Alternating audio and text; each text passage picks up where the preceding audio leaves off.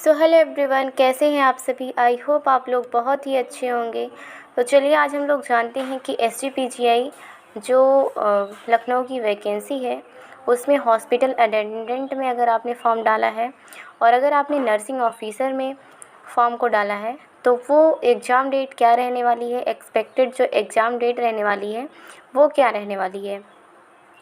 और हम ये भी बात करेंगे कि जो सिलेबस है उसमें कुछ चेंजेस हुआ है तो सिलेबस में क्या परिवर्तन हुआ है, इसके बारे में भी हम लोग जानते हैं। किस किस सिलेबस में परिवर्तन हुआ है, किस किस सिलेबस में नहीं हुआ है, इन सब के बारे में आज हम बात करने वाले हैं। तो देखिए, अगर आप लोगों के मन में काफ़ी डाउट्स हैं और बहुत लोग के कमेंट भी आ रहे थे कि एग्ज़ाम डेट कब है, तो देखिए अभी जो नर्सिंग ऑफिसर है उसकी जो आवेदन का जो फॉर्म स्टार्ट हुआ था वो 18 जून 2025 से शुरू हुआ था और इसके लिए अंतिम तिथि 31 जुलाई 2025 थी। फिर बाद में ये तारीख बढ़ा दी गई थी। सेम हॉस्पिटल अटेंडेंट की भी जो पोस्ट थी उसमें भी 18 जून 2015 से ये वैकेंसी का फॉर्म फिलअप शुरू हुआ था और 31 जुलाई 2025 तक चला था। फिर लास्ट में थोड़ी सी डेट बढ़ाई गई थी। तो दोनों का ही जो एग्ज़ाम है वो लगभग साथ में ही होने वाला है, 1-2 दिन के अंतर में। और जो फॉर्म फिलअप हुआ था दोनों का साथ ही हुआ था। तो अभी अगर इसकी परीक्षा की तिथि की बात करें तो ये अभी घोषित नहीं हुआ है। एक्सपेक्टेड बात करें कि कब तक ये हो सकता है तो ये 15 अक्टूबर तक इसका एग्ज़ाम फ़ाइनल हो सकता है। मतलब 15 अक्टूबर तक इसके एग्ज़ाम हो जाएंगे। आप लोग ये मान के चलिए कि आपको 15 अक्टूबर तक एग्ज़ाम इसका देना है, तो उस तरीके से तैयारी को आप लेकर चलिए। दोनों के एग्ज़ाम की बात कर रही हूँ, नर्सिंग ऑफिसर हो या फिर हॉस्पिटल अटेंडेंट, दोनों ही जो फॉर्म हैं एक ही साथ भरे गए थे, तो एग्ज़ाम भी 1 ही 2 दिन के अंतर में होगा और वही अक्टूबर तक हो जाएगा, 15 अक्टूबर तक। अब हम बात करते हैं कि इसका एग्ज़ाम किस पैटर्न पे होता है और क्या क्या सिलेबस रहता है। तो पहले मैं बात करने वाली हूँ कि नर्सिंग ऑफिसर की। तो मैं पहले बात करने वाली हूँ कि नर्सिंग ऑफिसर के जो सिलेबस हैं उसमें क्या बदलाव हुए हैं।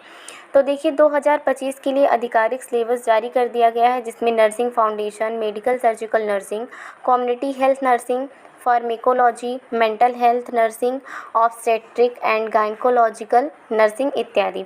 तो ये सारे सब्जेक्ट हैं और जो इसका टेस्ट का पैटर्न पूरा रहने वाला है, इसमें 100 अंकों का जो CBT मतलब कंप्यूटर बेस्ड एग्ज़ाम होने वाला है। 2 घंटे का ड्यूरेशन दिया जाएगा जिसमें 60 जो अंक हैं वो नर्सिंग के होंगे। वहीं अगर बात करें कि तो 10 नंबर इंग्लिश के, 10 नंबर जनरल नॉलेज के और 10 नंबर रीजनिंग के तथा 10 नंबर मैथमेटिक्स के होंगे। तो इस तरीके से कुछ एग्ज़ाम का पैटर्न रखने वाला है। पिछले वर्ष जो एग्ज़ाम हुआ था 2024 में भी इसका एग्ज़ाम हुआ था, उसके मुकाबले पहले के सिलेबस में प्रोफेशनल नर्सिंग विषयों का विस्तृत उल्लेख नहीं था, लेकिन 2025 में बेहद विस्तारित और विषय विशेष टॉपिक वाइज सिलेबस जैसे कि फार्मेकोलॉजी और मानसिक स्वास्थ्य, सामुदायिक स्वास्थ्य जिसको हम mental health and community health कहते हैं, और ऑब्स्टेट्रिक एंड गायनेकोलॉजी, ये सब भी शामिल किया गया है। 2025 का जो पैटर्न है वो क्या है कि 60 जो कोर नर्सिंग के सब्जेक्ट हैं उससे आएंगे और 40 एप्टीट्यूड से आएंगे, मतलब 40 अदर से आएंगे। पहले की पोस्ट विशिष्टतः विभाजन जैसा था, लेकिन जब विषयों की सूची और वजन अस्पष्ट हैं। अगर हॉस्पिटल अटेंडेंट की बात करें तो उसमें क्या सिलेबस में चेंजेस हुआ है। तो अगर हम हॉस्पिटल अटेंडेंट के तो अगर हम लोग हॉस्पिटल अटेंडेंट के सिलेबस की बात करें तो जनरल अवेयरनेस से करंट अफेयर आने वाला है। इम्पॉर्टेंट डेज एंड डेट आपको याद करना है। Indian history, culture, freedom struggle, Indian polity and constitution, geography, economics and general science सब 10th स्टैंडर्ड के बेस पे, और sports award book, important organization. तो ये सब चीज़ें जो हैं। नेक्स्ट जो आएगा वो जनरल इंग्लिश आएगा, हिंदी नहीं इसमें आने वाला है। तो जो इंग्लिश में आने वाला है वो वोकैबुलरी आएगा, ग्रामर से आएगा, नाउन प्रोनाउन ये सब, सेंटेंस की करेक्शन आएगा, compression, passage and translation.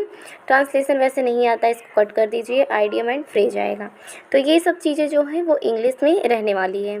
Reasoning की बात करें तो रीजनिंग में आप देख सकते हैं कि सिलेबस क्या है, एनालॉजी है, क्लासिफिकेशन है, ब्लड रिलेशन है, कोडिंग डिकोडिंग है, सीरीज है, पजल है, सीटिंग अरेंजमेंट है, सिलोलॉजिम है,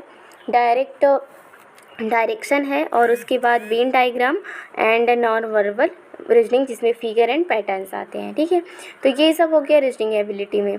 उसके बाद हम बात करने वाले हैं नेक्स्ट क्या है कि क्वांटिटी एप्टीट्यूड, मतलब मैथ के 10 क्वेश्चन, मतलब मैथ जो है वो 10th लेवल का आएगा, इससे हाई लेवल का नहीं आएगा। तो इसमें number system, simplification, HCF LCM है, और क्या है रेशियो, फिर percentage, average, profit loss, simple compound interest, time and work, mensuration and data impression.